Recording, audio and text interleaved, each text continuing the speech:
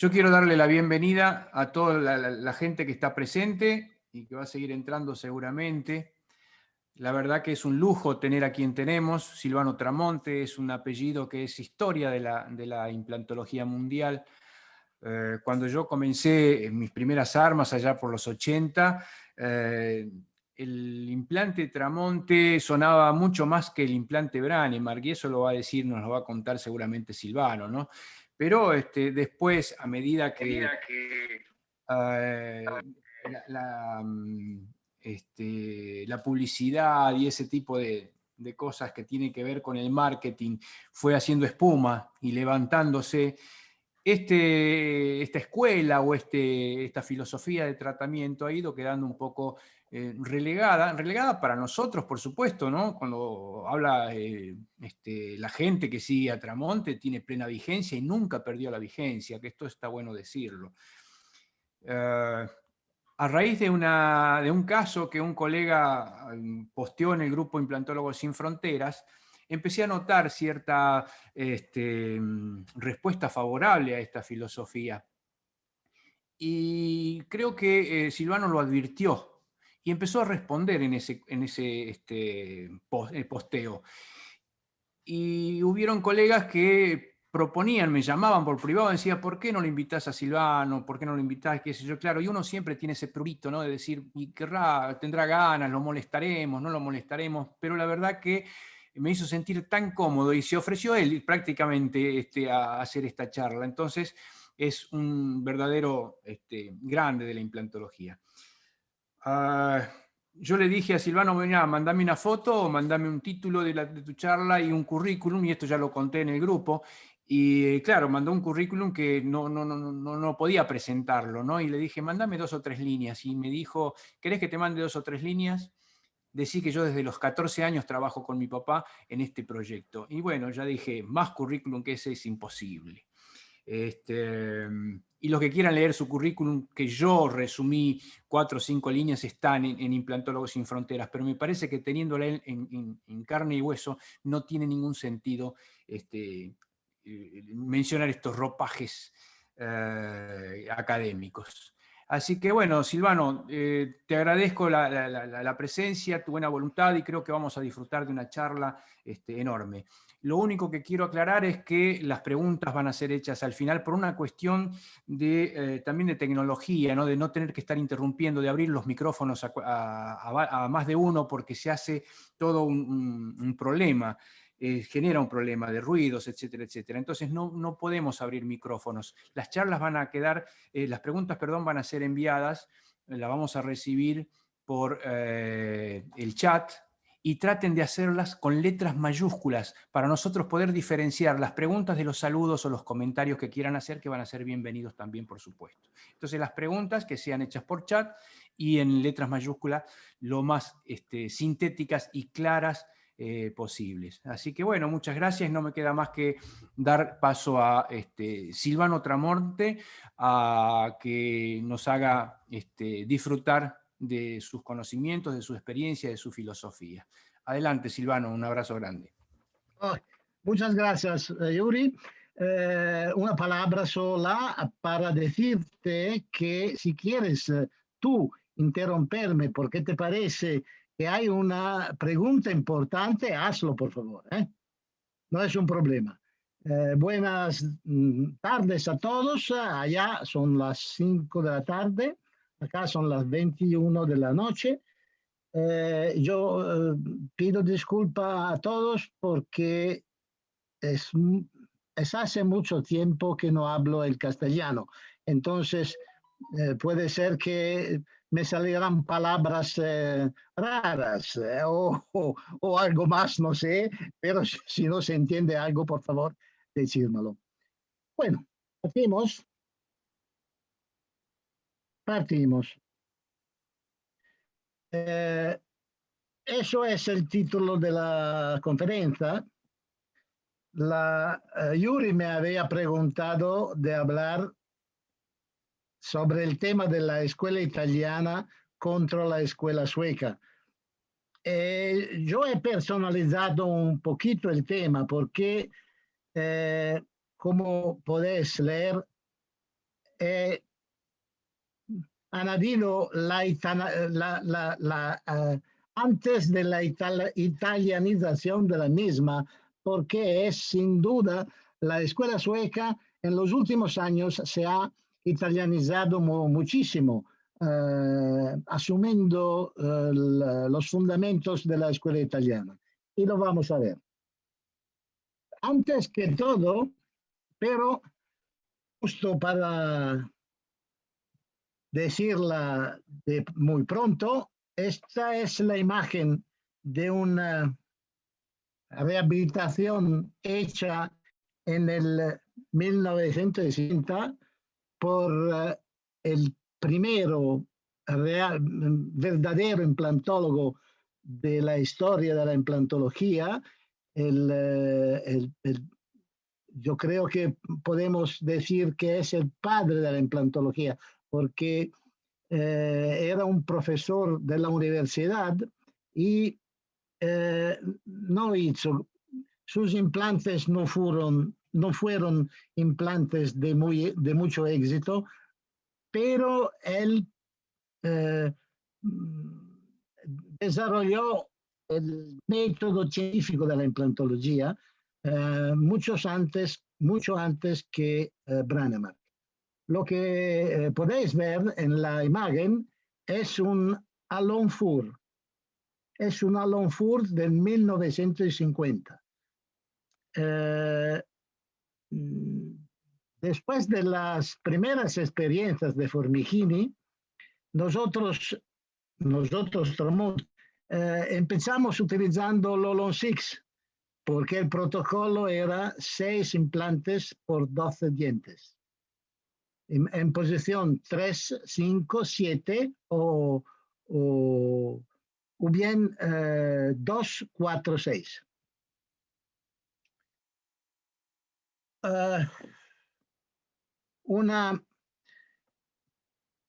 Creo que sea bastante interesante evaluar que yo he utilizado la base de una clase antigua, es una clase de los años 2000, 2001, más o menos,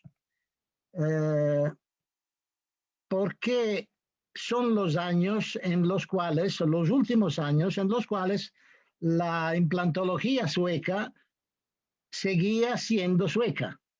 Después de este tiempo, empezaron a introducirse los elementos de la escuela italiana, como la carga inmediata, como la intervención flapless, etcétera, etcétera, etcétera. Antes del 2000, y puede ser quizás antes del 1999, la escuela sueca seguía siendo pura, enteramente sueca, con todos sus principios, todos sus fundamentos. Lo que vamos a ver en esta slide es como un implante de diámetro 4 a la izquierda tiene una superficie de soporte inferior de algo respecto a un implante que tiene un diámetro de 3,5. Y eso debido al número de la espira. Cuanto más aumentamos el número de la espira, tanto más aumentamos el área de contacto, obviamente. Pero si nosotros vamos aumentando el número de la espira al infinito, obtendremos una superficie muy grande, inmensa, pero será la superficie macroscópica de un cilindro. Claro. Entonces, lo que sirve realmente por hacer carga inmediata no es una grande superficie total, pero una grande superficie unitaria. Y lo vemos en el volumen de hueso que tenemos entre dos espiras de un implante de carga inmediata diámetro 5, que tiene 82 milímetros cuadrados de área total de soporte, pero tiene una espira de casi 40 milímetros cuadrados y un área entre un paso de rosca de 2,25. Entonces, el bloqueo de hueso que permanece entre las dos espiras es un bloqueo muy importante, es un macro bloqueo de hueso, tiene toda su terminación nervosa, tiene su vascularización, es un grande trocito de hueso que ya puede soportar carga. El asunto es eso, porque este hueso tiene que curarse y contemporáneamente soportar la carga. Necesita de un gran anclaje mecánico.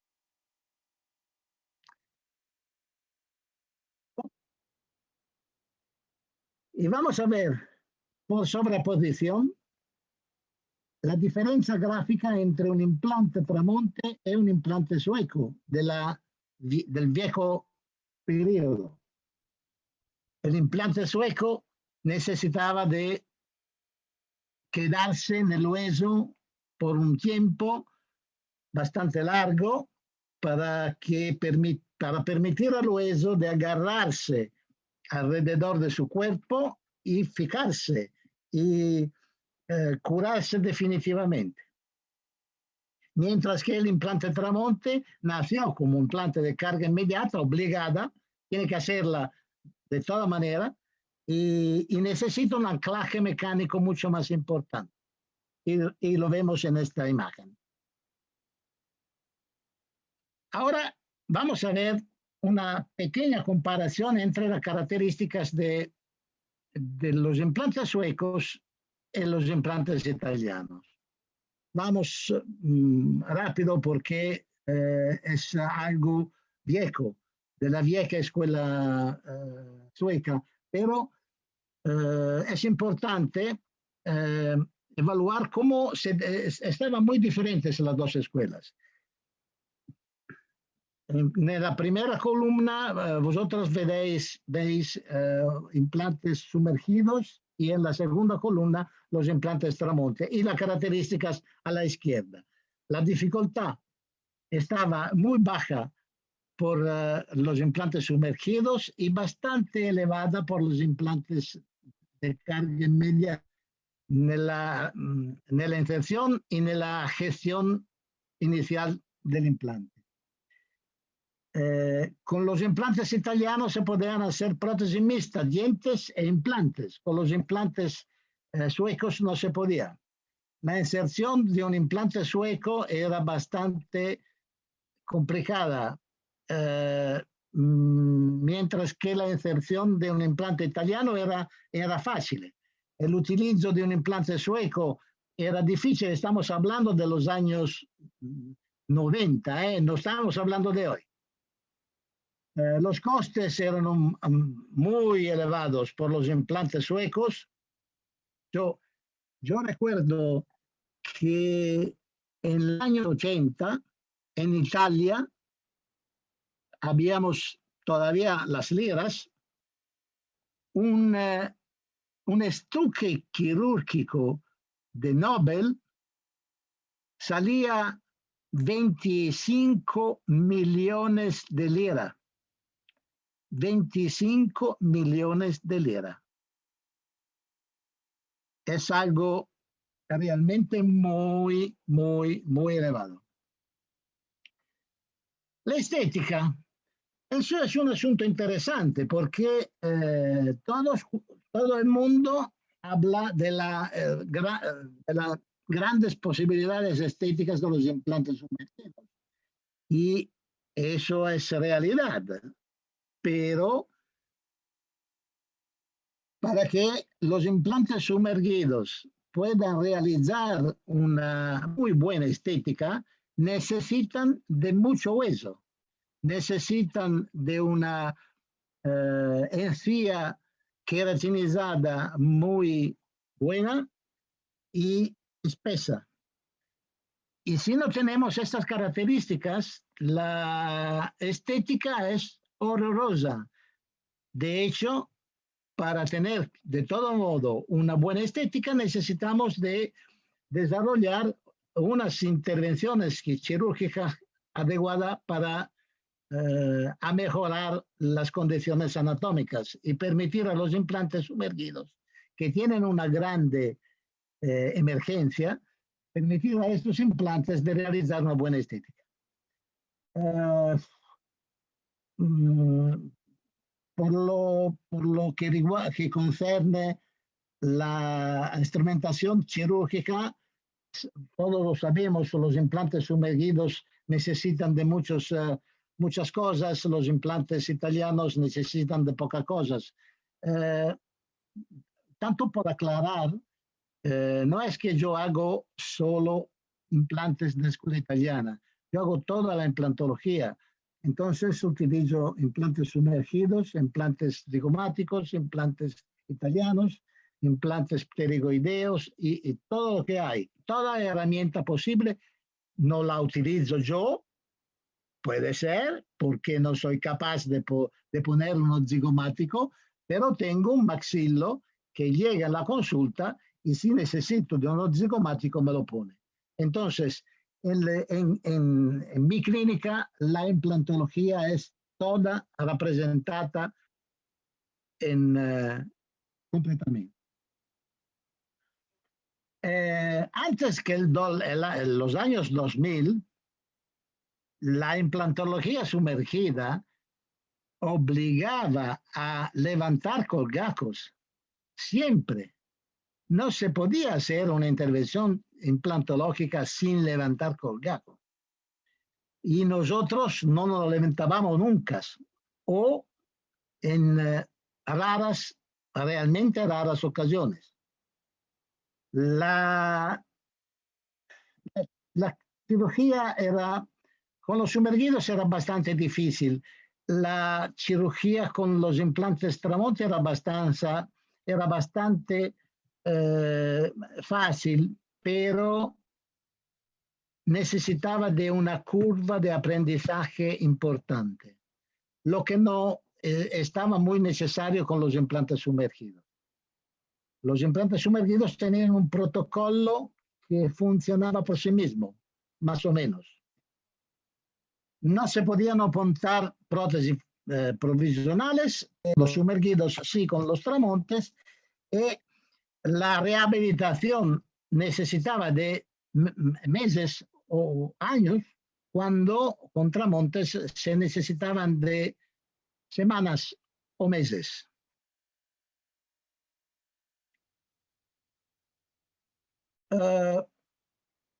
Con los implantes sumergidos, cualquier cosa pasase, había que rehacer todo de nuevo. Con los implantes Tramonte nunca. Todo se soluciona, todo se adapta. No son necesarias intervenciones quirúrgicas para la reconstrucción de huesos, no se hacen osteoplásticas, no se hacen trasplante, no se hacen intervención de aumento con fibromucosa o con cualquier otra cosa, no se hace nada que poner un implante. En cualquier condición nosotros podemos poner desde una cresta en hilo de cuchillo y ponemos un implante de 1,2 milímetros, unas agujas, hasta lo que se quiera.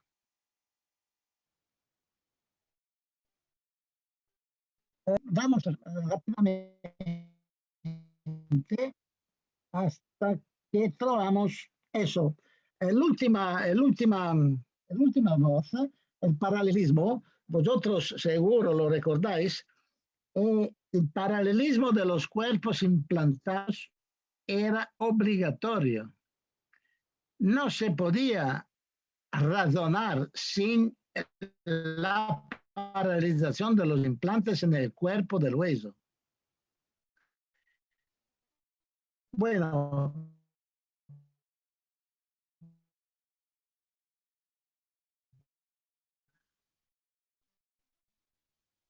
algo que es tan importante.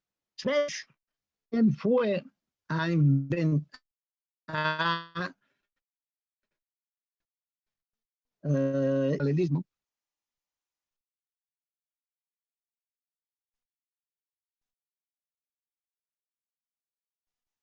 Fue Tramonte, justamente para tratar de insertar justamente los implantes paralelos. Pero, ¿por qué?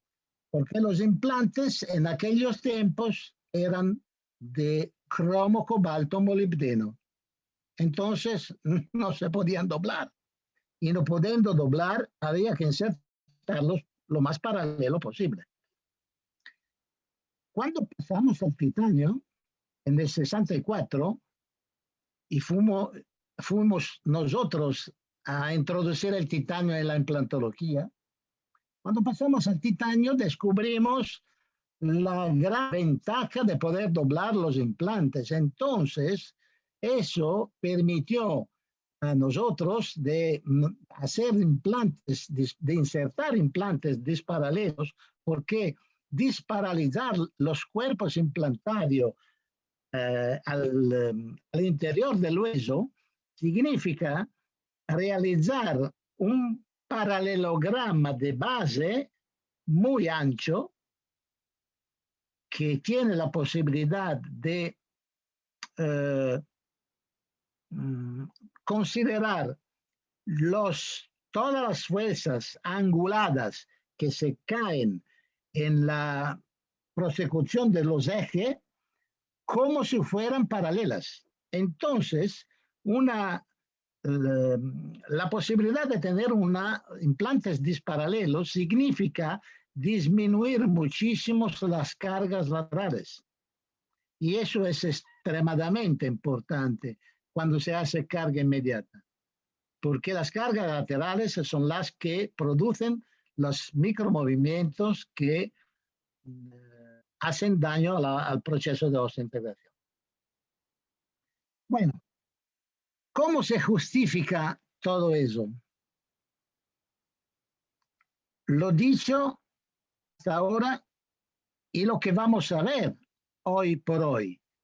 Nosotros hoy vemos que los implantes suecos o de derivación sueca son implantes que hacen carga inmediata, son implantes que hacen intervenciones flapless, son implantes que tienen un área biológica de respeto y son implantes que utilizan la electrosoldadura, todas herramientas de la escuela italiana. Bueno, vamos a ver. La escuela sueca nació clínicamente a la fin de los años 80 y produjo la obscuración de la escuela italiana nacida a la fin de los 60, que fue totalmente ignorada como si ni siquiera fuese existida, ni hubiese producido literatura. Amigos, cuando Brånemark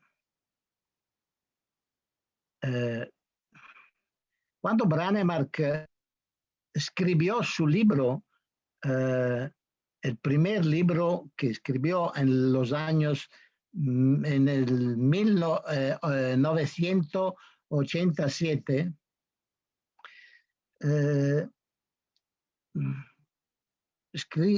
escribí un libro poderoso, muy bueno, un libro fantástico realmente por esos tiempos, con una literatura y una bibliografía riquísima. Pero si vosotros lo habéis en la consulta o en la casa, podéis controlar inmediatamente. No tiene ninguna referencia a la escuela italiana, ni una. Bueno, yo digo siempre que a introducir el titanio en la implantología fue mi padre, pero si vosotros queréis, podéis ir sobre PubMed y hacer una búsqueda. Stefano Tramonte. encontraréis un artículo indexado en PubMed del año 1965, donde mi padre enseña su experiencia con los implantes de titanio de los años antecedentes al 1965.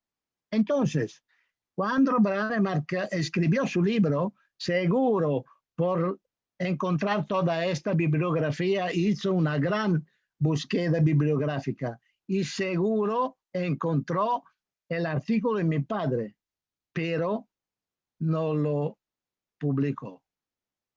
Lo ignoró totalmente.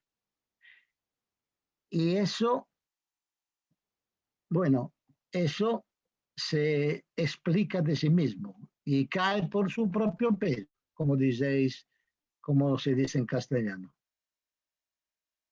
La gran diferencia entre la escuela italiana y la escuela sueca originaria es que la escuela sueca nació en laboratorio, justo para satisfacer a las obligaciones intelectuales de un investigador.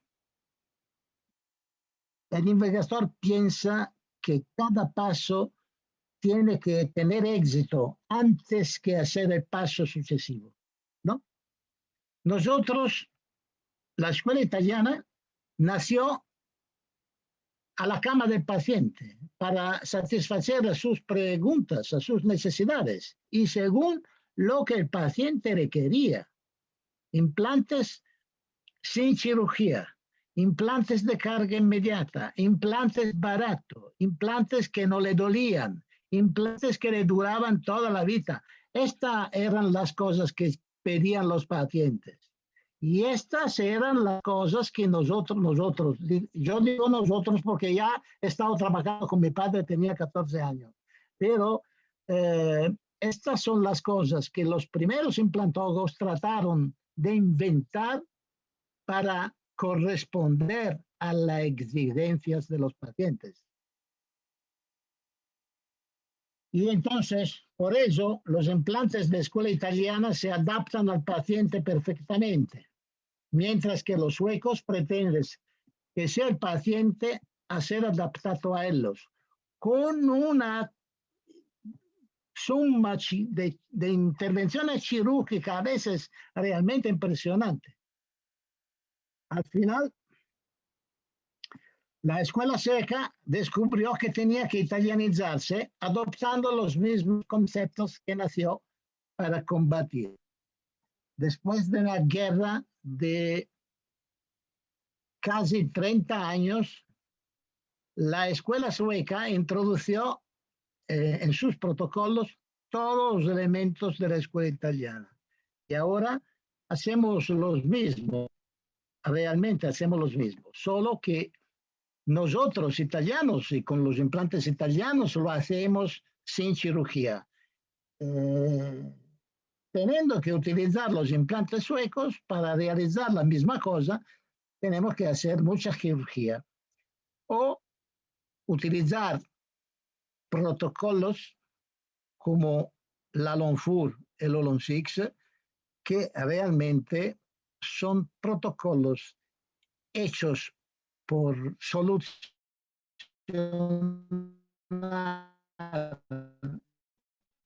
el problema de hoy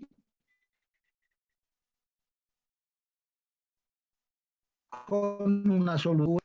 Yo tengo 73 años y tengo en mi boca un implante todavía que me puso mi padre en el año 1969. Este implante tiene 52 años ahora. Bueno, adelantamos.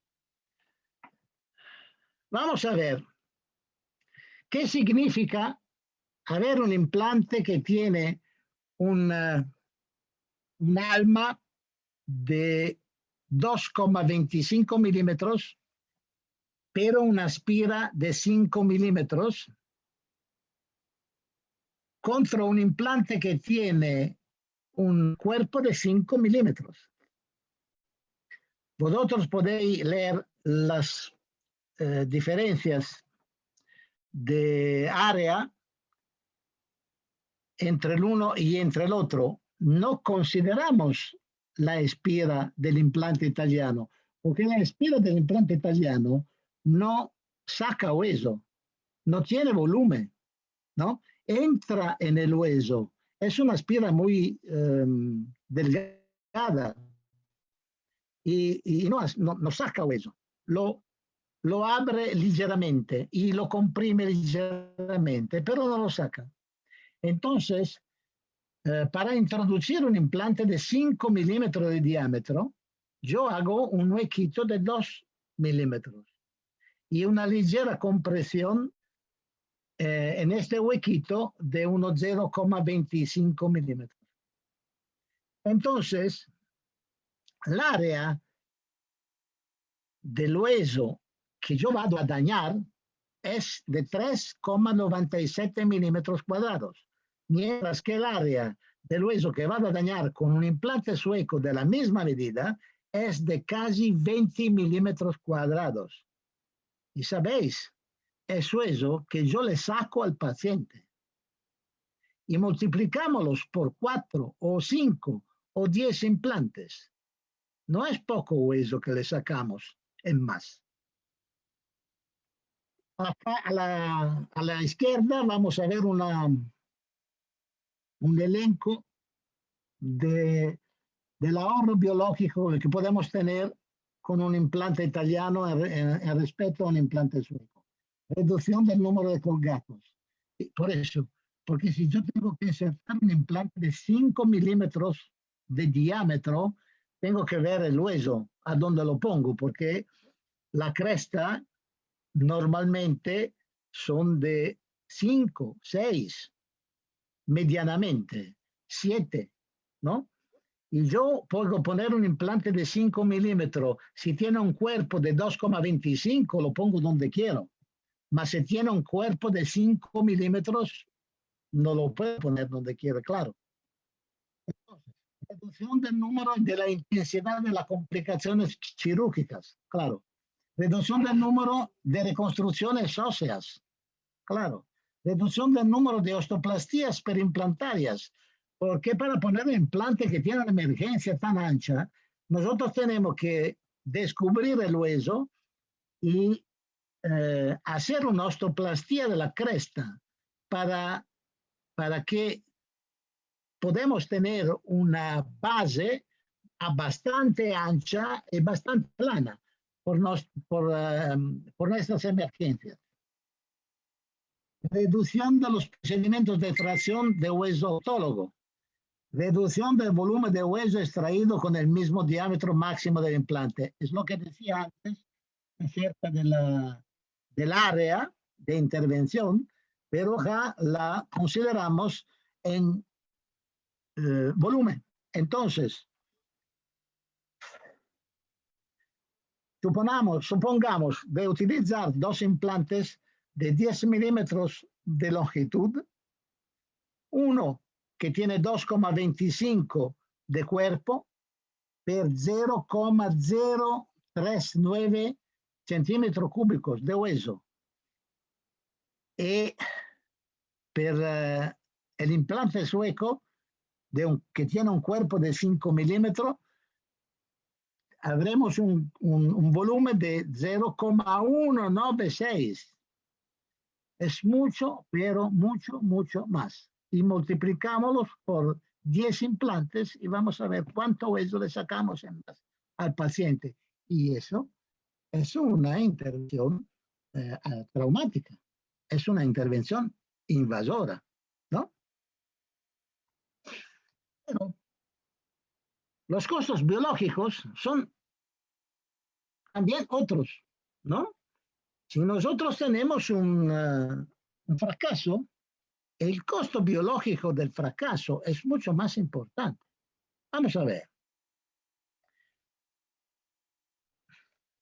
Manteniendo el caso del ejemplo anterior, asumimos una pérdida ósea de 1 milímetro sobre el diámetro máximo, obtendremos una pérdida de 0,083 centímetros cúbicos frente a 2,8, casi 3, casi 0,3 centímetros cúbicos, per una diferencia de 0,200, es decir, por cada implante fracasado.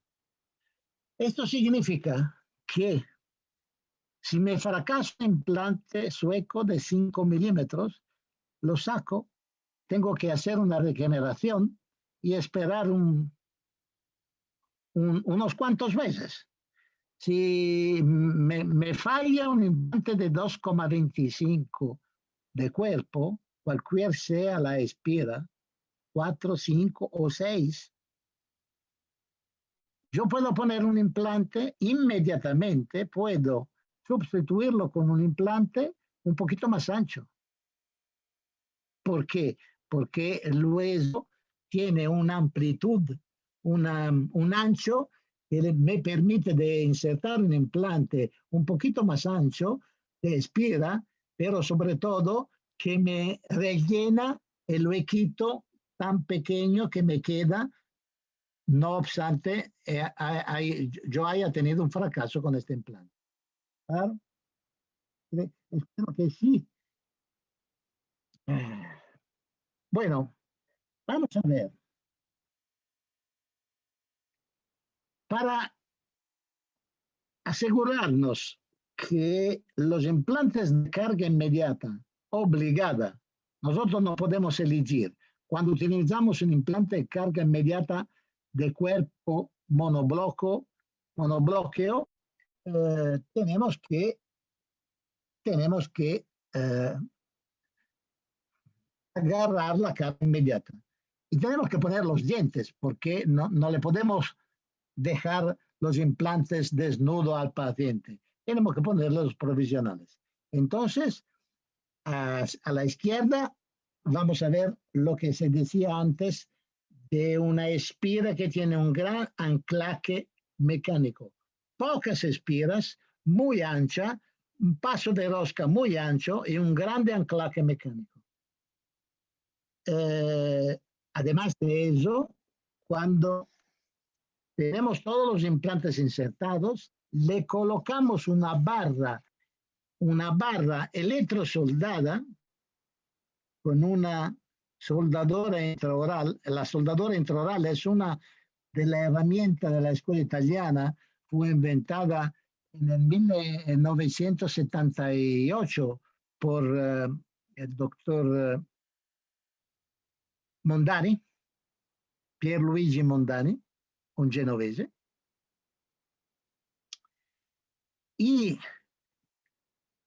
como veis en la imagen, en los que decíamos antes del paralelograma de base, cuando yo puedo disparalelizar los implantes porque no tengo problema de paralelizar los muñones, y puedo cuanto más lo ángulo, tanto más puedo anchar el paralelograma de base, eso, ¿lo veis?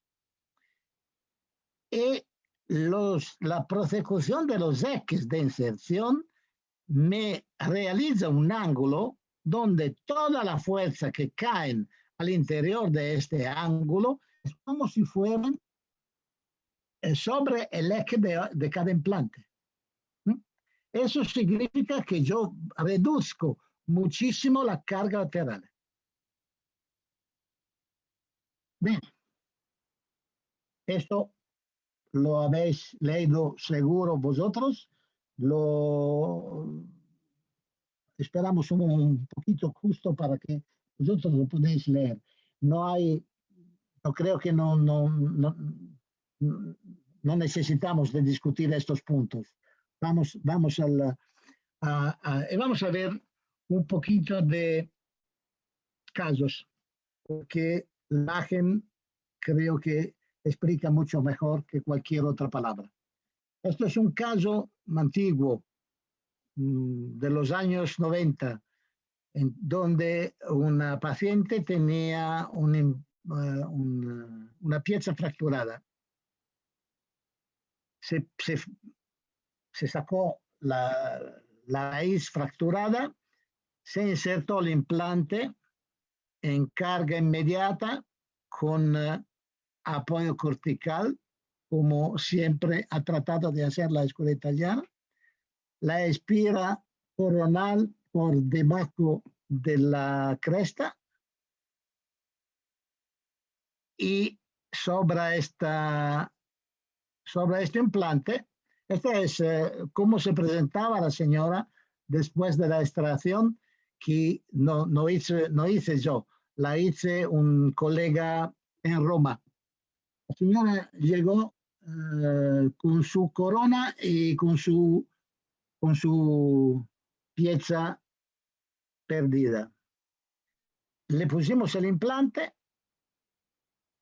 y el mismo momento de la intervención quirúrgica le reponemos su corona de cerámico. Esa es la misma corona que tenía sobre el diente. Esto es un caso sacado de un libro de un implantólogo famoso de las dos escuelas, que utilizó Tramonte arriba y Suecos abajo.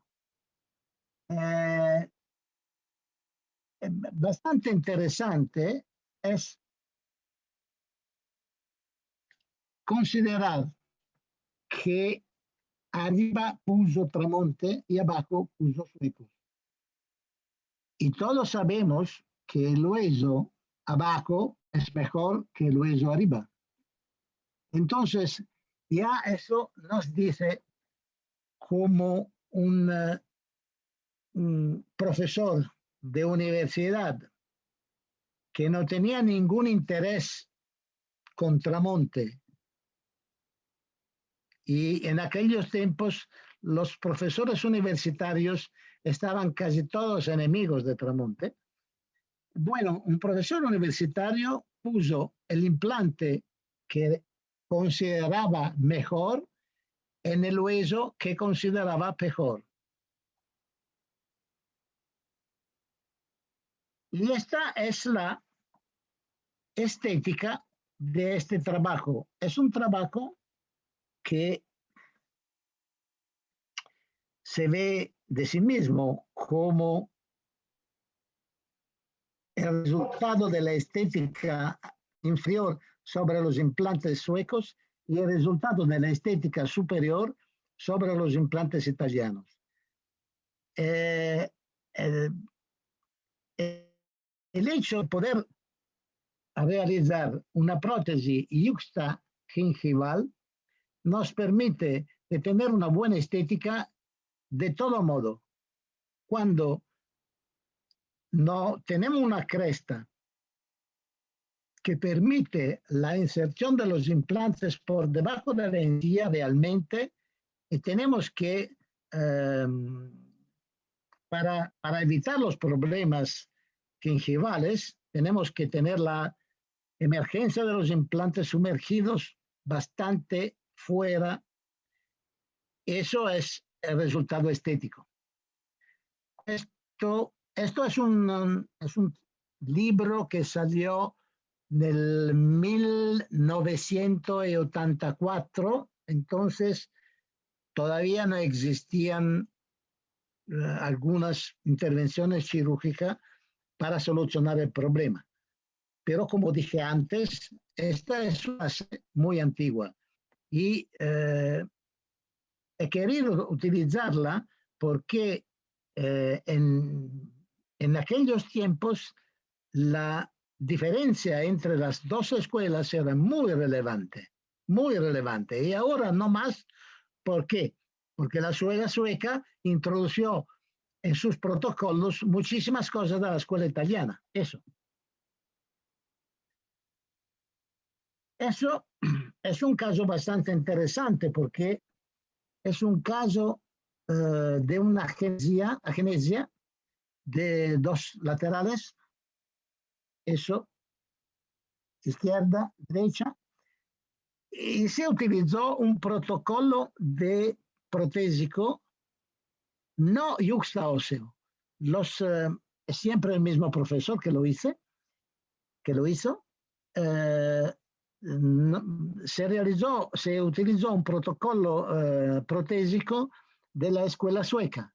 Entonces, la prótesis profundiza por debajo de la encía y parece realmente sale de la encía como si fuese un diente natural. Y vamos a ver, ¿por qué no tenemos nosotros con los implantes italianos, y hoy por hoy mucha gente ya lo sabe, ¿por qué no tenemos una reabsorción ósea alrededor de nuestros implantes? Y no tenemos perimplantitis. Estas son las causas juntas. No tenemos la segunda cirugía. No tenemos el microgap de conexión. Importante, muy importante. Podemos evitar que nuestras prótesis penetren en la mucosa. Esto es un insulto, es traumático. Cuando nosotros realizamos una prótesis que penetra en la encía, le hacíamos algo muy dañino a la encía. Y cuando sacamos estas realizaciones protésicas, las sacamos para hacer cualquier cosa, lo que vamos a encontrar son pozos rojo.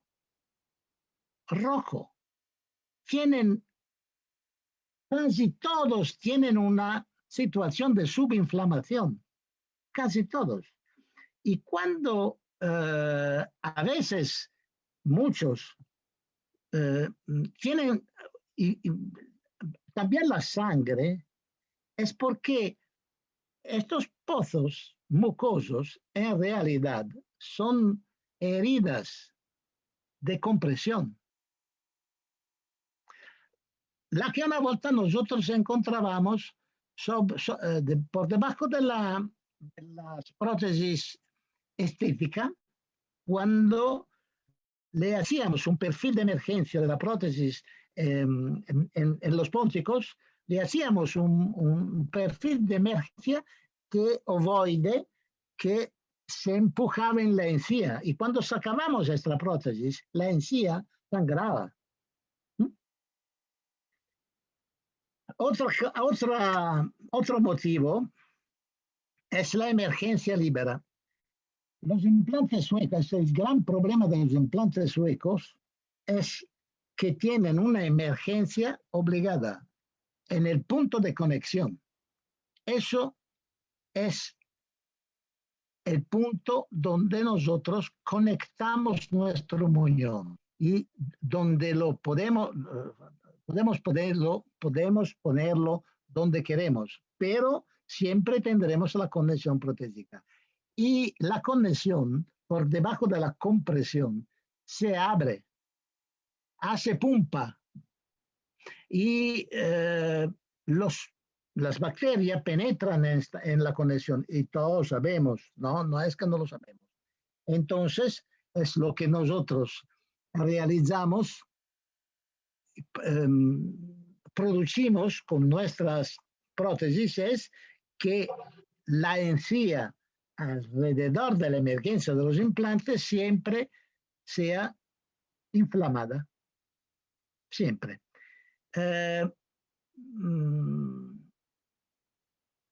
Una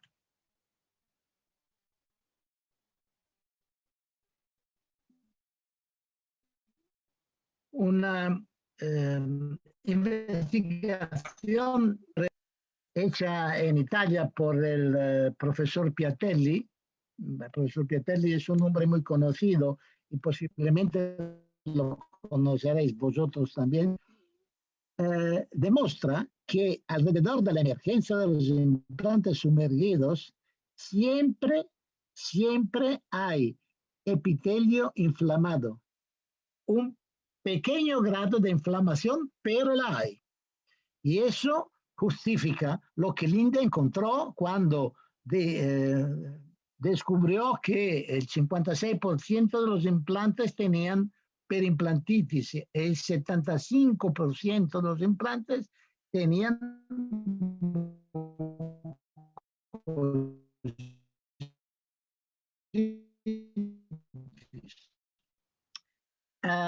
reducida. Ahora, eso es muy importante.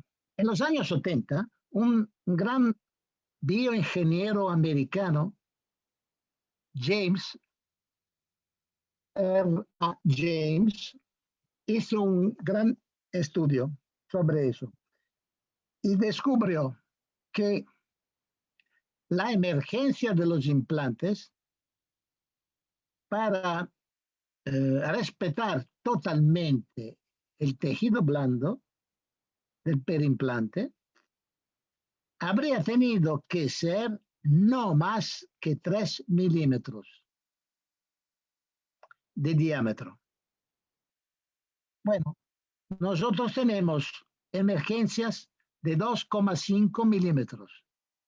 Los implantes sumergidos tienen emergencias casi todas por arriba de 3 milímetros.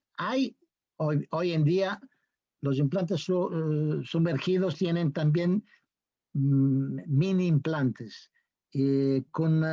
pero mini implantes con conexión protética, y entonces tienen una utilización muy reducida porque no tiene mucha resistencia. Y el último punto es la amplia área de respeto biológico. Eso fue un gran descubrimiento para nosotros, que por lo tanto que los implantes se fijaban al hueso, no lograban tener una emergencia en buena salud. Siempre la mucosa estaba roja, inflamada.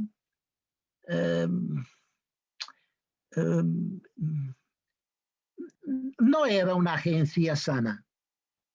Los implantes estaban fuertes, pero la encía no estaba sana.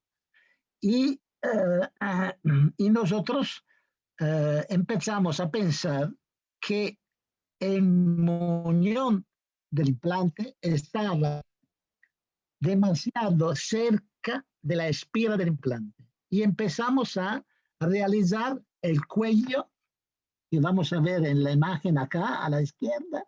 Esto es un cuello de 5 milímetros de longitud, y entonces esto tiene que decir que yo puedo tener la emergencia de este implante a 1 milímetro de la espira, como 2, como 3, como 4, a segunda del espesor de la encía misma. Y esto me permite de tener la prótesis por arriba de la encía en posición yuxtagingival y no traumatizar la encía. Claro, si nosotros consideramos la estética, los implantes sumergidos en las mismas condiciones, los implantes sumergidos tienen una estética mejor. Yo mismo, cuando necesito una grandísima estética, hay pacientes que la necesitan por trabajo, por ejemplo, actores, utilizo implantes sumergidos. Pero si yo y el paciente sobre todo puede estar contento igualmente con una muy buena estética, no perfecta, pero muy buena, entonces yo le hago un trabajo que estoy seguro que no tiene ninguna carga nociva por los tejidos blandos y obviamente por el hueso que está por debajo del tejido de la encía.